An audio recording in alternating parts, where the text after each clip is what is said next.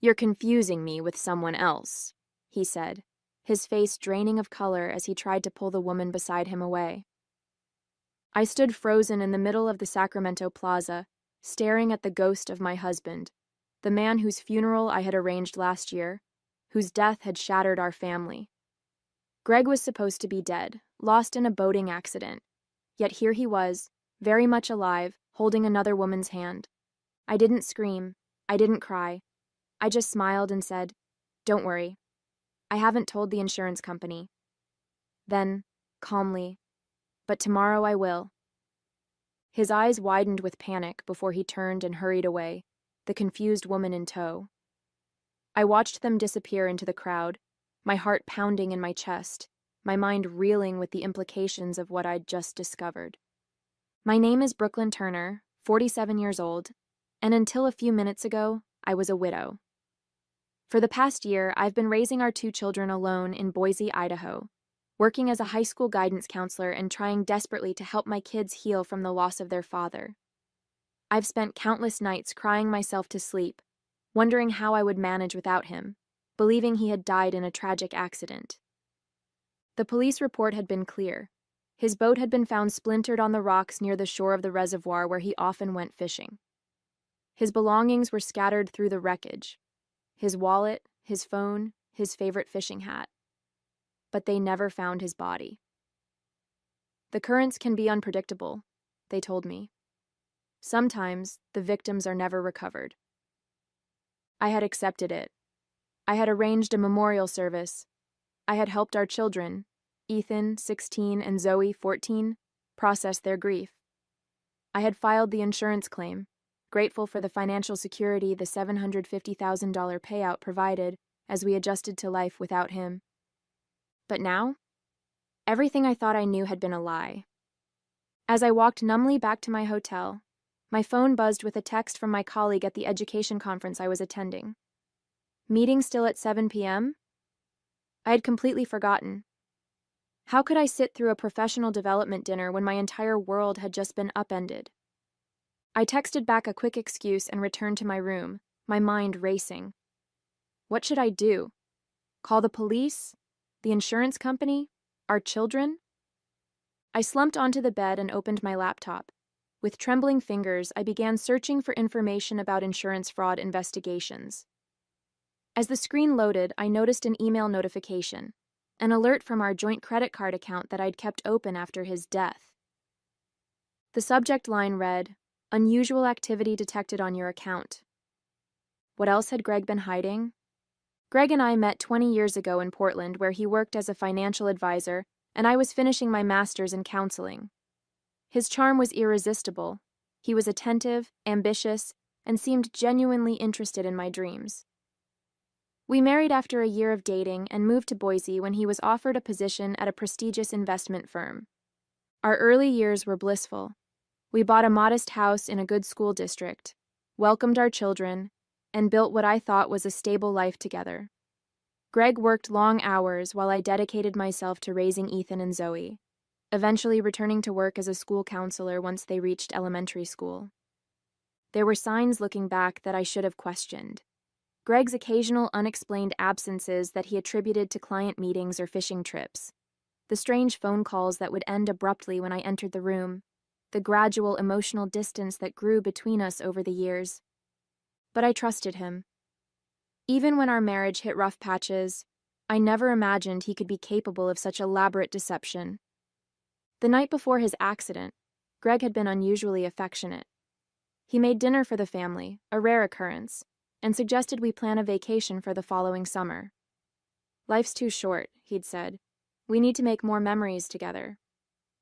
The next morning, he kissed me goodbye and told me he loved me before heading out for a day of fishing. It was the last time I saw him, until today in Sacramento, 12 months later. After his disappearance, I discovered how little I truly knew about our finances. Greg had separate accounts I wasn't aware of. There were investments I didn't understand and debts I never knew existed. I had to hire a financial advisor just to sort through the mess he'd left behind. The life insurance policy had been my salvation, a $750,000 payout that allowed me to clear our debt, put money aside for the children's college funds, and maintain some semblance of financial stability. I had been grateful for Greg's foresight in maintaining such a substantial policy. Now I wondered if it had been part of his plan all along. In the weeks after the accident, there had been moments when I questioned the official story. A rental car charge on our credit card statement dated 2 days after his disappearance that the company claimed was an error. A mutual friend who thought he spotted Greg at a gas station near the Oregon border a week after the memorial service. The fact that his passport was never found among his belongings. Each time, I dismissed these inconsistencies as grief playing tricks on my mind. I wanted to believe in the simplest explanation. My husband was dead, and I was a widow left to pick up the pieces. How wrong I had been. The credit card alert led me down a rabbit hole of discovery. Greg had used our old joint card, a card I kept open but rarely monitored, to book a hotel room in downtown Sacramento, just 3 blocks from where I was staying for my conference. It couldn't be coincidence. Had he known I would be here? Was he following me? With shaking hands, I called the bank's fraud department, not to report fraud, but to gather information. Yes, the card has been active for approximately 3 months, the representative confirmed after verifying my identity. There have been charges in Sacramento primarily, but also in Reno and San Francisco. 3 months. He'd been using this card for 3 months, and I hadn't noticed because I'd been focused on rebuilding our lives. I thanked the representative and hung up, then immediately logged into the account to review the charges. Restaurant bills for 2, jewelry store purchases, tickets to shows and sporting events. He hadn't just been surviving. He'd been living a comfortable, even lavish life while I worked extra hours to support our children. As I scrolled through the charges, a notification popped up on my phone, a reminder I'd set months ago for Greg's life insurance policy anniversary. The cruel irony made me laugh bitterly. Tomorrow marked exactly 1 year since the policy had paid out. Was that why he was in Sacramento? Was he planning to disappear again, this time with his new girlfriend, before anyone could discover his deception? I paced the hotel room, oscillating between rage and calculation. If I reported him to the authorities immediately, would they believe me? What evidence did I have beyond a brief encounter in a crowded plaza? Even the credit card charges only proved someone was using the card, not necessarily Greg himself. I needed more. I needed irrefutable proof. Taking a deep breath, I opened my laptop again and searched for private investigators in Sacramento. I found one with good reviews and called immediately. I need surveillance on someone, I explained, my voice steadier than I expected. I have reason to believe my supposedly deceased husband is alive and staying at a hotel downtown. The investigator, a woman named Veronica, didn't seem fazed by my bizarre request. I can start tonight, she said. Send me a photo and any information you have on his current appearance and whereabouts. I sent Greg's most recent photo from before his death, along with the hotel information from the credit card statement. Then I waited, checking my phone compulsively for updates. At 11:23 p.m., my phone buzzed with a message from Veronica. Target located. Entering hotel with female companion. Sending photos now. The images appeared on my screen moments later. There was no doubt. It was Greg, his arm around a blonde woman I'd never seen before. They were laughing as they entered the hotel lobby, carefree and untroubled by the lives they'd destroyed. Something hardened inside me. The shock and disbelief that had carried me through the day crystallized into resolve. Greg hadn't just faked his death. He'd stolen a year of my life, traumatized our children, and committed federal fraud in the process. He would pay for what he'd done. By morning, Veronica had compiled a substantial dossier on Greg's movements. She'd tracked him to a rented apartment in Sacramento, discovered he was using the name Andrew Miller, and confirmed he'd been working at a small investment firm for the past 6 months. "What do you want to do with this information?" she asked when we met for coffee. "Go to the police?" I shook my head. Not yet. I need to understand why he did this first, and I need to secure evidence that will hold up legally. That's smart, Veronica nodded. Insurance fraud investigations can get complicated. Without solid proof, it could become your word against his. She was right. If I mishandled this, Greg might find a way to wriggle out of consequences. I couldn't let that happen, not after what he'd put our children through. I need to confront him directly, I decided. Somewhere public, with witnesses and surveillance cameras. Veronica frowned. That's risky. He could flee once he knows you're onto him. He won't, I said, surprising myself with my certainty. His ego won't let him. Besides, I have leverage he doesn't know about. The leverage was simple. I hadn't told anyone about seeing him. Not the insurance company, not the authorities, not even our children. As far as Greg knew, I was still processing the shock of our encounter, giving him time to disappear again. But I had no intention of letting that happen. I spent the day formulating my approach, rehearsing what I would say. By evening, I had my plan. Veronica's surveillance confirmed that Greg and his girlfriend had dinner reservations at an upscale restaurant downtown. It would be the perfect setting for our confrontation. I dressed carefully in a black dress Greg had always loved, applied makeup to look polished, but not overdone, and made my way to the restaurant. My heart hammered in my chest as I spotted them through the window, laughing over glasses of wine. Taking a deep breath, I entered the restaurant and approached their table. Mind if I join you? I asked pleasantly. Greg's face went ashen. Brooklyn, he stammered. What are you doing alive? I finished for him. I could ask you the same question. The blonde woman looked between us, confusion evident on her face. Andrew, who is this? Andrew? I raised an eyebrow. Is that what you're calling yourself now, Greg? You need to leave, Greg hissed, standing up abruptly. You're making a scene. Oh, I haven't even started making a scene, I replied calmly, taking the empty seat at their table. Please, introduce me to your friend. The woman extended her hand hesitantly. I'm Jennifer, and you are?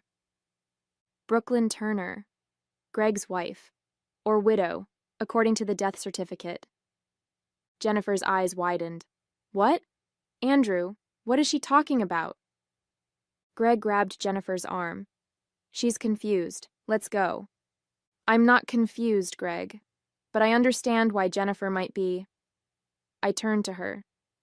Did he tell you he was divorced? Or did he create a whole new backstory when he faked his death and abandoned his family? Jennifer pulled away from Greg's grasp. Is this true? The restaurant had gone quiet, other diners watching our drama unfold. Greg looked trapped, his eyes darting around as if searching for an escape route. It's complicated, he finally said. Allow me to uncomplicate it, I offered. 1 year ago, my husband faked his death in a boating accident. Our 2 teenage children spent months in therapy, dealing with their grief. I buried an empty casket while the insurance company paid out $750,000 in life insurance benefits. And apparently, while we were mourning, he was building a new life with you under a new name. Jennifer stood up, shaking her head in disbelief. You're married? With children? You told me you'd never been married before.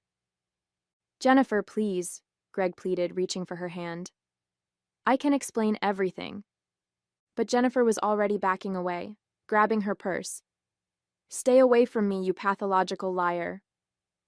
She turned to me. I had no idea. I'm so sorry. As Jennifer rushed out, Greg's face contorted with rage. Are you happy now? He snarled at me. You've ruined everything. No, Greg, I replied evenly. You did that all on your own. After Jennifer's dramatic exit, Greg slumped back into his chair, eyes darting nervously around the restaurant at the many witnesses to his humiliation. Keep your voice down, he muttered. This doesn't concern anyone else. Funny, that's exactly what I thought about our marriage, I replied. Until you turned it into an elaborate fraud scheme. The waiter approached cautiously, sensing the tension. Is everything all right here? Just a family reunion, I said with a tight smile. We'll need a moment. After the waiter retreated, Greg leaned forward. Look, I know this looks bad. Bad? I laughed without humor. It's insurance fraud, Greg. It's abandonment. It's years in federal prison. His expression shifted, a calculated look I recognized from our marriage, the one he used when transitioning from defense to negotiation. What do you want, Brooklyn? Money? I can split what's left of the insurance payout with you. What's left? I repeated incredulously. You mean the money you weren't entitled to in the first place? The money meant to support your children after your death? Greg waved dismissively. The kids are practically grown. They don't need... Don't. I cut him off, my voice deadly quiet. Don't you dare pretend to know what they need.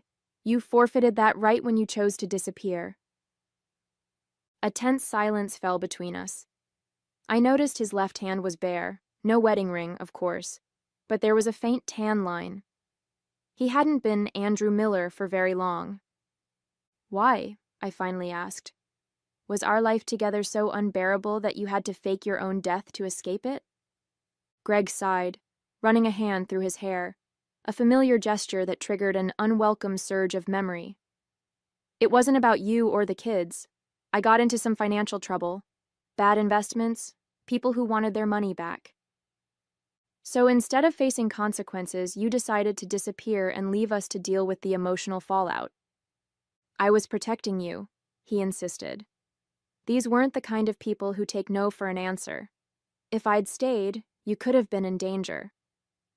And the insurance money? Was that also for our protection? He had the decency to look away. I needed a fresh start. The plan was to establish myself, then reach out to you and the kids once it was safe. You expect me to believe that? I scoffed. You were building a life with another woman. Jennifer was complicated. She helped me get established here. One thing led to another. I shook my head in disgust. You haven't changed at all. Still dodging responsibility? Still blaming others? Greg reached across the table for my hand, but I pulled away. Brooklyn, please. We can work something out. Think about the kids. Do you really want them to go through the trauma of learning their father is alive but going to prison? The manipulation was so transparent it almost made me laugh. The trauma you caused, you mean? Just then, my phone buzzed with a text from Veronica. All recorded. Audio and video clear. Do you want me to remain on standby? A wave of satisfaction washed over me. Greg had no idea that Veronica was sitting 3 tables away, capturing our entire conversation with professional-grade surveillance equipment. His admission of insurance fraud and faking his death was now preserved as evidence. I stood up, smoothing my dress. I need to get back to my hotel. I have an early meeting tomorrow. Greg looked confused by my abrupt shift. That's it? We're not going to resolve this? Oh, I wouldn't say that, I replied. I am going to resolve this, but not in the way you're hoping. As I turned to leave, Greg grabbed my wrist. What are you planning to do? I gently removed his hand and leaned down to whisper in his ear. When I said I'd tell the insurance company tomorrow, I meant it. But they won't be the only ones getting a call. His face paled. Brooklyn, wait. Goodbye, Greg. Or Andrew. Or whoever you are now. I walked out of the restaurant with my head held high, leaving my supposedly dead husband very much alive but utterly shaken. Back in my hotel room, I met with Veronica to review the evidence. The audio and video were crisp, clearly capturing Greg's admission of faking his death and his knowledge of the insurance payout. This is solid, Veronica assured me. Combined with the documentation of his new identity and employment, it's more than enough for the authorities to act on. What about the financial trouble he mentioned? The people who supposedly wanted their money back? Veronica nodded. I can dig deeper into that. If there's truth to it, it could add another dimension to the case. I hesitated, a nagging doubt surfacing. What if Greg had been telling the truth about protecting us from dangerous people? Was I potentially putting our children at risk by exposing him? Let me make some discreet inquiries, Veronica suggested, sensing my concern. I have contacts who can verify if there were any serious threats against him before his disappearance. I agreed, then called the educational conference to excuse myself from the remaining sessions. This situation required my full attention. Next, I contacted a lawyer friend in Boise for a recommendation in Sacramento. By morning, I had an appointment with a well-respected attorney specializing in insurance fraud cases. Based on what you've told me, your husband committed multiple felonies, the attorney, Eleanor Wright, explained during our meeting. Insurance fraud, identity theft, potentially even bank fraud, if he used false identification to open new accounts. What's the likely outcome if I report him? Prosecution, almost certainly. The insurance company will want to make an example of him. He's looking at significant prison time and financial penalties. I nodded, absorbing this information. And what about the insurance money that's already been spent? That's complicated, Eleanor admitted.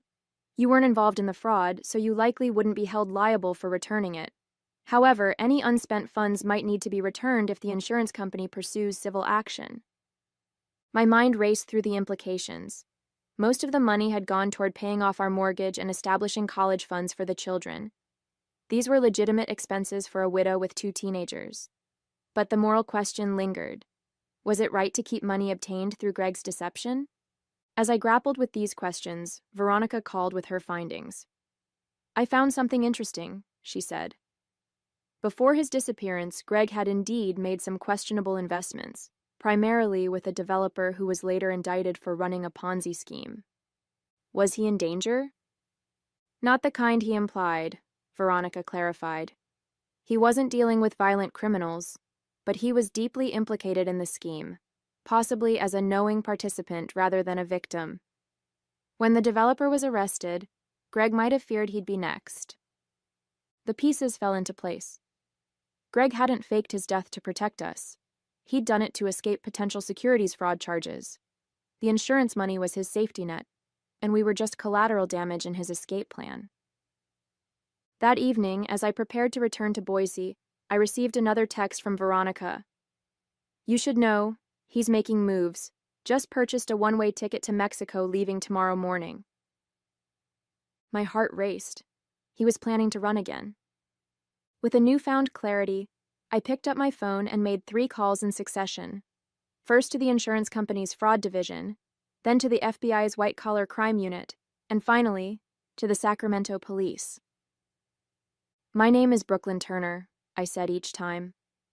I need to report that my husband, who was declared dead last year, is actually alive and attempting to flee the country.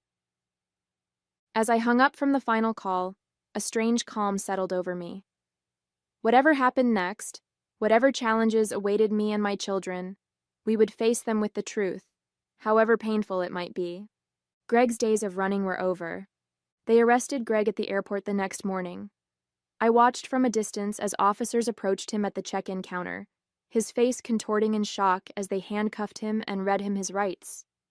The woman from the FBI's white-collar crime unit nodded at me respectfully as they led him away. I expected to feel triumphant or at least vindicated, but what washed over me instead was a profound sadness for what could have been, for the life we'd built and the trust he'd shattered. The days that followed were a whirlwind of legal proceedings. The insurance company launched an immediate investigation, freezing the remaining funds from the policy payout. The FBI expanded their inquiry to include Greg's professional activities before his disappearance, particularly his connections to the Ponzi scheme Veronica had uncovered. Through it all, I had to prepare for the hardest conversation of my life, telling Ethan and Zoe that their father wasn't dead after all. I flew home to Boise, arranging for a family therapist to be present when I broke the news. Dad is alive? Ethan repeated, his voice hollow with disbelief. How could he do this to us? Zoe cried, her body shaking with sobs. We mourned him. I held them both as they cycled through shock, anger, and confusion. The therapist guided us through the initial emotional storm, helping them process the unthinkable betrayal. We decided together that they would wait before seeing Greg. They needed time to understand their own feelings first. News of Greg's resurrection spread quickly through our community. Neighbors and colleagues rallied around us, offering support and shielding us from the media attention that briefly engulfed our lives. My school principal granted me a leave of absence, understanding that my children needed me now more than ever. Meanwhile, Greg remained in custody, denied bail due to his obvious flight risk. His new identity as Andrew Miller unraveled quickly under investigation, revealing a carefully constructed paper trail that began months before his staged accident. According to the prosecutors, he'd been planning his escape for nearly a year, meticulously arranging the details while living with us, looking us in the eyes each day, knowing he would soon abandon us all. 6 months later, I sat in the courtroom as Greg pleaded guilty to multiple charges, including insurance fraud, identity theft, and wire fraud. His legal team had negotiated a plea deal to avoid the maximum sentence, but he still faced 8 years in federal prison and restitution payments to the insurance company. Before the judge delivered the final sentence, Greg was permitted to address the court. He turned toward me in the gallery, his face haggard from months in detention. "I never meant to cause so much pain," he said, his voice breaking. "I convinced myself I was protecting my family, but the truth is, I was protecting myself. Brooklyn, Ethan, Zoe, I know an apology isn't enough, but I am truly sorry." The judge was unmoved by his performance. "Mr. Turner, you committed a calculated fraud that caused immeasurable emotional damage to your family and significant financial damage to the insurance company. Your remorse, while noted, does not mitigate the severity of your actions." As they led Greg away to begin his sentence, he looked back at me one last time. I held his gaze steadily, neither acknowledging his apology nor expressing anger. He had chosen his path. Now we would forge ours without him. Outside the courthouse, reporters asked how I felt about the verdict. "Justice was served," I said simply. "Now my children and I can truly begin to heal." Today, 1 year after discovering Greg alive in Sacramento, our lives have found a new rhythm. The insurance settlement was eventually resolved, allowing us to keep the funds used for the mortgage and children's education, which the company acknowledged were legitimate needs of a family who believed they had lost their provider. Ethan is now in his first year of college, studying psychology with an interest in trauma and resilience. Zoe has become an advocate for fraud awareness at her high school, turning our family's painful experience into an opportunity to help others. As for me, I've returned to counseling students with a deeper understanding of how life can change in an instant, and how resilience can be found even in the face of unimaginable betrayal. Greg's deception nearly destroyed us, but in surviving it, we discovered strengths we never knew we had.